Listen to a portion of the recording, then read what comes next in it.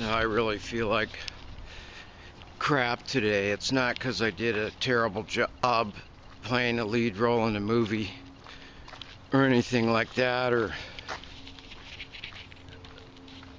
the really freaking bad hangover that I got, but what I really feel freaking like crap about is I used to rent a room from this guy off and on for like 8 years. I mean, I'd go overseas and do other stuff, and then I'd come back, and sometimes he'd have a room available in Valley Village, which is a nice area for a good price. So anyways, he always had food on the Barbie and all that stuff, and you know, always freaking ribeyes and T-bones and all that stuff if you're into meat. But eventually it caught up to him. He got cancer. So the last time I saw him, he is like in the last stages of being alive. And I remember when I saw him after a while, you know, being back there like a week, I could tell he was really skinny, and I didn't know what he had, but he had freaking cancer, stage 4 when they found it, and he'd been on chemo for a year and a half. And so I've been through chemo. I went through a year and a half too myself, but not all in one shot. But anyways, you know, I tried getting them tips like drink more water and diet tips and all that stuff, and how it messes with your mind and head trips and all that. And finally, one day, he says, "Oh man, they're gonna try this new treatment. You know, I think this one's gonna work this time," because he had a different medical coverage that was gonna kick in, and he was thinking this one was gonna work. So he comes back 2 days later from the hospital, and I don't know what they did to him, but he like disintegrated, like a third of him disintegrated. I mean, mentally, he was really far gone. So I don't know if they gave him the killer shot or whatever, you know. And so I'm talking to him on the steps, and he doesn't know what day it is because he thinks it's Wednesday. And it was Tuesday, and he asked me to freaking call his sister to verify the date and all that. So he makes a call on my cell phone, and then she calls back on another roommate's cell phone, and then waits for a day to give him a ride. And I feel like dirt because, you know, I should have freaking taken him to a good hospital, because he wasn't going to a good hospital. And I don't think he was seeing that many doctors, you know, but I didn't know that he was. I could tell that whatever they did to him, they did a number on him. But, you know, so the next Wednesday rolls by, and he leaves with his sister. And next thing I know, he's in a freaking hospice, and he's not coming back. And so she's going through his bedroom and throwing stuff all out in the hall and all that stuff. And I was wondering, well, that's pretty nice of her to clean up the room for him when he comes back and all that. And really what she was doing was she was rummaging through all the legal records and the will and all that stuff, looking for money or whatever else. And so then, you know, I asked one of the family members, is it okay if I visit Randy in the hospital, in the hospice place? And they basically said no or whatever. And I should have gone there, because every time I asked, like, the wife or the frickin' girlfriend, not the girlfriend, but the wife and the frickin' family members, you know, if I can go visit him, and they said no. And I kept asking him, well, is he on an IV? You know, do they got him on an IV so he's not dehydrated? And every day that I'd ask him after they visited him, they said, no, he's not on an IV. And I said, he should be on a freaking IV. That's why his memory's so clouded up. See, I know this stuff because I was on chemo. He should be getting fluids and all that. and his memory was all clouded up, and he was becoming more and more incoherent and losing his will to live. And he fought cancer on chemo for 1.5 years straight, man. That's pretty freaking tough. You got to admire somebody that can take it that long. You know, I put up with the year myself, but I figured I was going to die from the chemo before the cancer got me. So,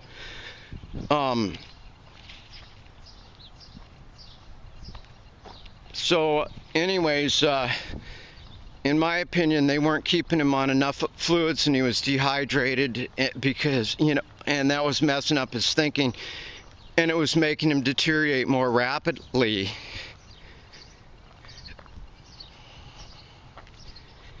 And I should have gone and seen him and yelled at the doctors, whoever was in control of that, or I should have driven him to Cedar Sinai myself and just grabbed him. But other family members said, well, you don't have power of attorney, so you can't do that. And then his sister has power of attorney, so they kept him dehydrated. And they said he wasn't eating. Well, you can feed somebody through an IV. You know, they can get their food for an IV, and they wouldn't frickin' get him on an IV. And so he's just dying, rotting away in this place. And I'm telling everybody, all his families, everybody, that he needs to frickin' get on an IV. And they wouldn't listen to me. And, you know, I mean, that's the first step when you torture people, is you... That's one of the roommates here driving by, but that's the first step you do. I mean, when they're torturing, when they're legally torturing before they start to illegally doing up the measures more, they dehydrate you first and they don't let you sleep. And so that's what they were doing to him, was they were dehydrating him, and they weren't letting him to sleep.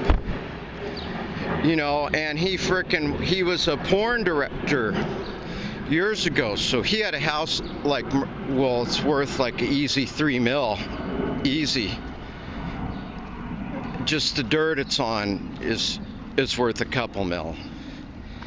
And just to watch the family come in like relentless vultures and fight over his property and his assets, rather than really, it seems like, you know, they were faking, like, oh, we really care about him and all that stuff, but they're just after the frickin' money, you know. And they thought the money was more important than his health, and they thought that you know, they wouldn't listen to me about taking him to a different hospital or fluids or any of that. And I feel really guilty that I didn't just fucking grab the guy and throw him in the car and drive him to the damn hospital myself. You know, hindsight's 20/20. And Friday the 13th at about 9 a.m. in the morning, I just woke up and I kind of knew that he was gone. And I asked his brother, and his brother said he was there with him till like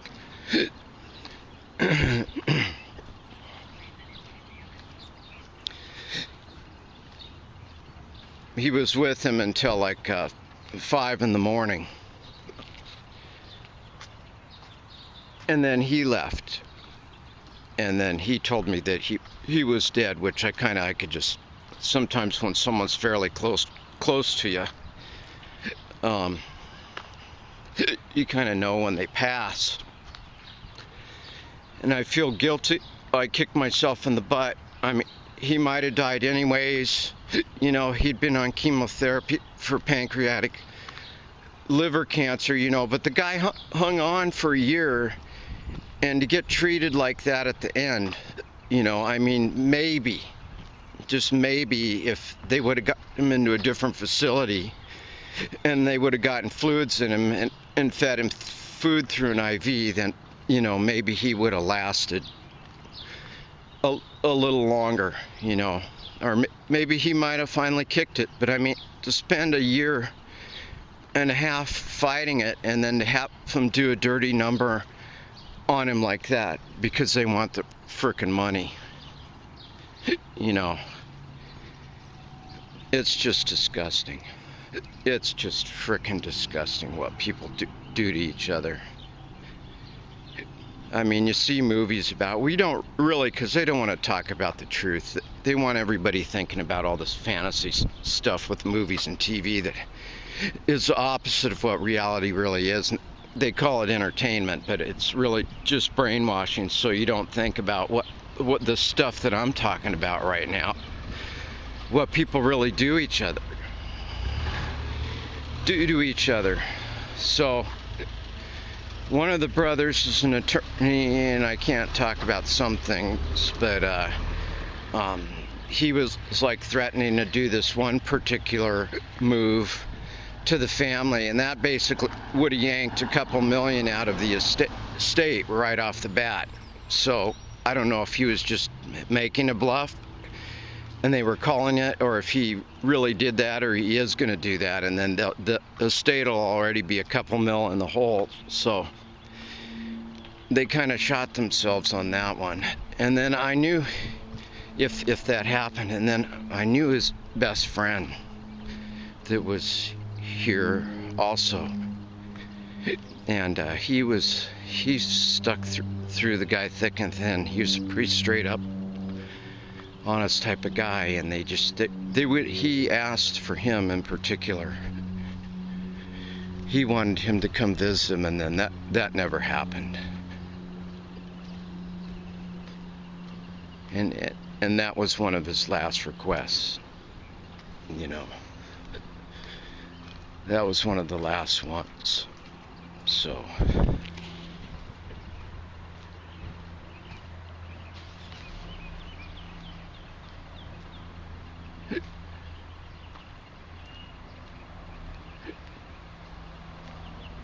it's like it's gone now. I mean, there's nothing that can be done about it anymore. But just to see him fighting over this guy's assets, and they will continue to fight, and it's going to probably get nasty. And this happens with a lot of families. You know, this isn't a new thing. I mean, like my sister, when my mom had cancer for a year before she gave up her will to live, you know, buck, buck, buck, buck, buck, buck. Buck, buck, buck, buck. But anyways, you know, my mom said she wanted me to be full in the will, and I said, no, I got split half with my adoptive sister. I was adopted too, or otherwise we were going to fight tooth and nail. And she tried auctioning the house and doing a bunch of nasty things and throwing away heirlooms that we had for years. And it wasn't, I mean, they were worth money, but it wasn't about that. It was about that they were heirlooms, as you know. And so that's what's going on right now. Then I'm out of here, and I'm going to be flying over to Japan pretty soon, so I'm going to be leaving the scene. But you know, it's almost like murder, really, if you think about it.